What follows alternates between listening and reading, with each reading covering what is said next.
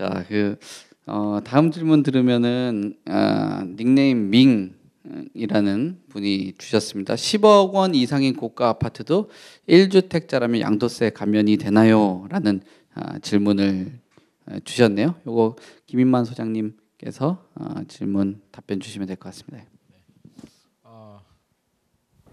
교수님께서 중요한 말씀 해주셨는데요. 공기하고 집값하고 반비례한다고. 공기 안 좋은 데가 집값 좋은 데거든요. 그러니까 진짜 물하고 공기 안 좋은데 살아야 또 집값이 비싼 겁니다. 자, 세금인데요.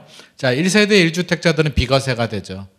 1세대 1주택자들 2년 이상 보유하고요. 규제 지역은 2년 이상 거주를 해야 되는데 기준 금액이 있습니다. 다 비과세가 되는 건 아니고요. 12억 원, 12억 원까지인데 이 12억 원이 뭐냐면 집값이 얼마나 남았느냐. 양도 차익이 12억 원이 아니고요. 집값, 양도 가액, 팔았는 가격이 12억이 기준입니다. 그러니까 집값이 12억 넘어가게 되면 100% 비과세는 안 되고요. 돈을 일정 부분 내야 되는데 계산을 어떻게 하냐면 제가 예를 들어 볼게요. 10억 원에 샀어요. 그래서 한 3년이 지나서 20억으로 올랐습니다. 그렇죠? 그럼 비과세 요건은 갖춰졌죠. 3년 이상 보유했고 규제 지역이 아니라고 한다면 2년 거주 안 해도 되니까 그럼 10억 원이 남았죠.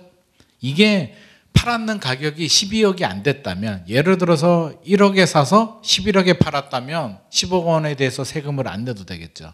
그런데 10억 원에 사서 20억에 팔아요. 그러면 12억이 넘어버렸잖아요. 그러면 자, 양도 차액은 10억이 되는데 여기 어떻게 하냐면 이제 20억에 팔았으니까 분모가 20억이 되고요. 이 분자는 20억에서 12억을 뺍니다. 그러면 20분의 8이 되겠죠. 0.4. 그러면 10억 원에 0.4만큼 양도 차익을 인정해 주는 거죠. 그러니까 4억 원에 대해서는 세금을 내야 돼요.